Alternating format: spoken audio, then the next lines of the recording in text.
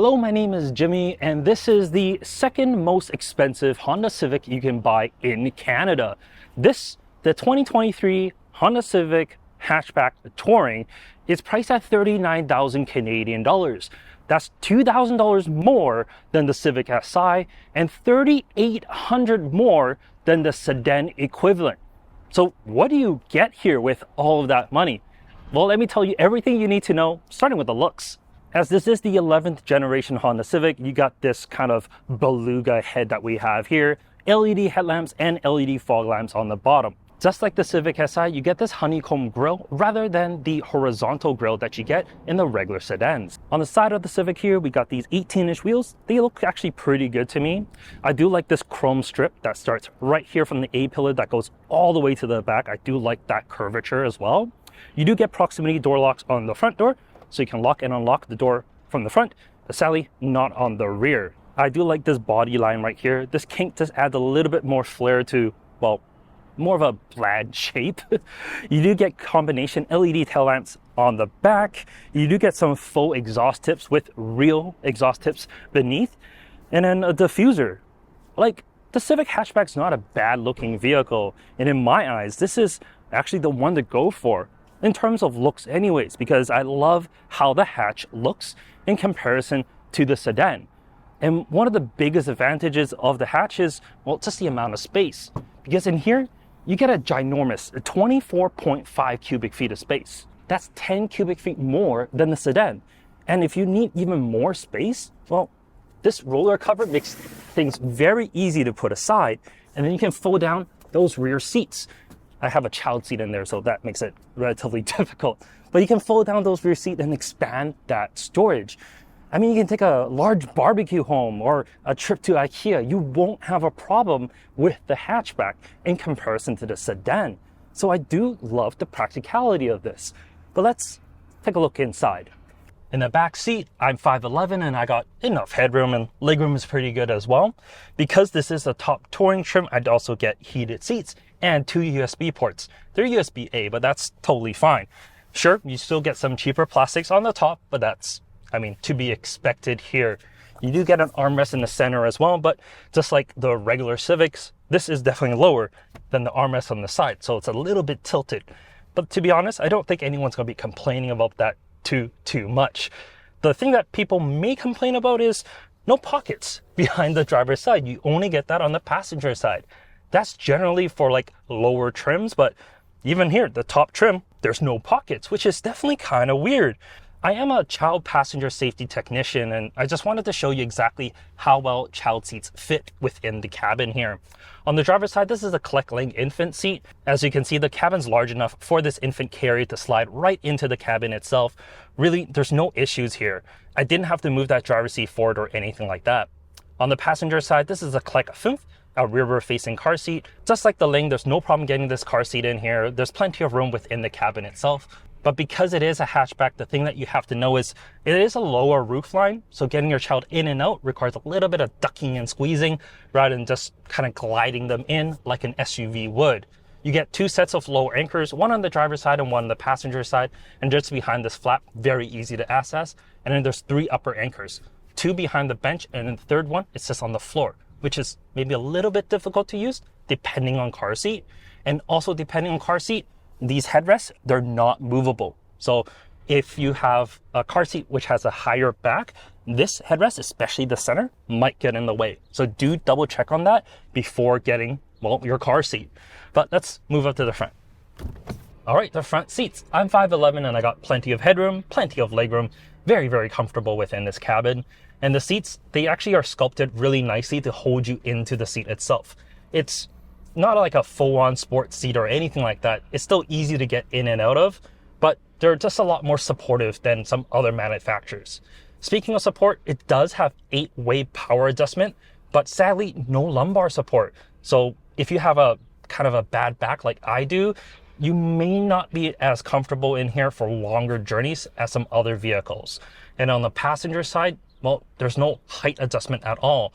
So if you have a shorter passenger, they might not be the most comfortable in the passenger side. But the seats, they are heated, which is definitely a nice touch. In front, I got your typical Honda steering wheel. You get all the buttons that you really would need on the steering wheel itself and the heated steering wheel button right on the bottom. The stitching is quite nice and the buttons are logically laid out. For some, it might be a little bit small depending, of course, your thumb size of how you can operate the buttons themselves, but for me, it's been okay. Behind, you got a full digital cluster here. It's nothing outstanding, but it has your tach and speedometer and everything else that you really would need. You got a jog dial on the left to control the left pane and a jog dial on the right to control the right side. It's, well, very logical, so really no complaints there. Sadly, no heads-up display. That's only going to be for the Integra, but you do get the 9-inch infotainment here, which does work decently well. You got wireless CarPlay and Android Auto, so you can just leave your phone on the Qi wireless charger, let it charge, and have whatever you need really on the screen itself. And if you have like your navigation, you also get a little readout on the cluster, which is actually quite nice. What I did find is the Bose audio system that's on this, because I had the Civic SI like 2 weeks ago, it's a significant improvement in terms of audio quality. However, if you're really looking for better audio quality, well, the ELS audio system that's in the Integra is quite a bit better than this. I mean, the overall interior, it looks good. It's kind of refreshing for this 11th generation. Unlike the previous where it's kind of edgy, this is, well, a very simple, well-designed layout. Anyone can just jump in here and just use all the buttons they really need. And you got all the buttons and dials that you typically would find in a regular car.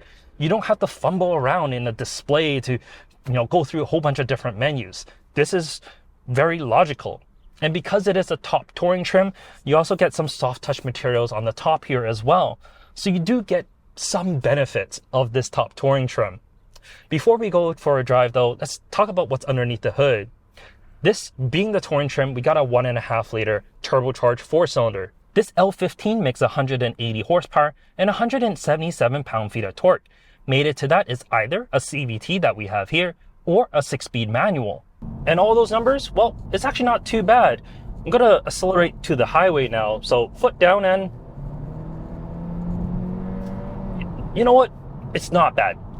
The meaty torque curve is right there, allowing you to accelerate with relative ease. And whenever you need to pass, you just put that foot down and it does go, but it takes a bit. With the CVT that we have here, of course, well, while you do have paddles behind the steering wheel, they're not the greatest to control just the immediacy that you want from that throttle pedal. So for example, if I want to pass a car in front of me, I put my foot down now, and then it accelerates. Like it takes that moment for everything to kind of catch up with what you want to do. Now, this is not because the car is on eco mode or anything like that. The car's in standard normal mode at the moment, and that's exactly what it does. If I put it onto sport mode, things do, well, liven up just a little bit. So for example, sport mode right now, and I press the throttle now. So it's a little bit quicker, but you're not driving around in sport mode. You're gonna be in normal. And the biggest problem I have with this is not so much like passing on the highway, because you can kind of plan for that, but it's more like, for example, you want to make a left turn at a light and you want to make sure, well, you don't hit that oncoming car. You want to make sure you, well, swiftly travel to the other lane. And with just that amount of delay in the throttle, sometimes it could be a little bit difficult because you put that foot down and it's just a little slower than I personally like. But that's really the only negative within this entire powertrain. Because the CVT, while yes, it is a CVT, and I know a lot of people's not gonna love it, you know what? It's absolutely fine. It's a decent transmission for around town use. It stays relatively quiet throughout most of your journey, and it's actually relatively fuel efficient as well. I'm averaging 8 liters for 100 kilometers right now. That's pretty good for a vehicle of this size and caliber. So I don't mind it. But I just wish that the throttle response was just a little bit better. That's really it. When you're driving on the highway, the adaptive cruise control works really well. Same thing with the lane keep assist. The 11th generation Honda Civic is just miles better than what the 10th generation had. So it's a very, very good system. And when you show it some corners, the Civic actually is not too bad. Yeah, these eco tires don't have the most amount of grip, but when you do chuck it in a little bit, it's actually a pretty fun chassis. Because this basically is the same as your Civic SI. Yes, there's different suspension components and whatnot, but the chassis itself is relatively rigid, and because of that, you're able to chuck it around and have fun with it. And that's the best thing about it. It looks kind of bland, and driving it normally is kind of bland as well. But when you show it some corners, when you show it some love, it can be a little bit fun. But let's get back to the first question that I had. 39,000 Canadian dollars. Is it worth it? That's just so hard to say, because for a little bit more money you can get, actually not even a little bit more money, for the same amount of money you can get a GTI Autobahn, which is like the mid trim, which really comes with most of what you would need in a GTI. And that's a GTI, not a Civic. It's just 39,000. It's a hard pill to swallow. It really is, because it's just a lot of money here. But it is solid, and Honda definitely has that going for it. It's a very well-rounded vehicle. It doesn't really excel in any one area, but because it's just so good in everything, it actually makes a bit of sense. In any case, let me know what your thoughts are on the Civic hatchback in the comment section down below. Do you think this is the one to choose? Would you choose a sedan, or do you wish the coupe would come back? Comments. Anyways, I'll talk to you later. Have a good day. And yeah, see ya.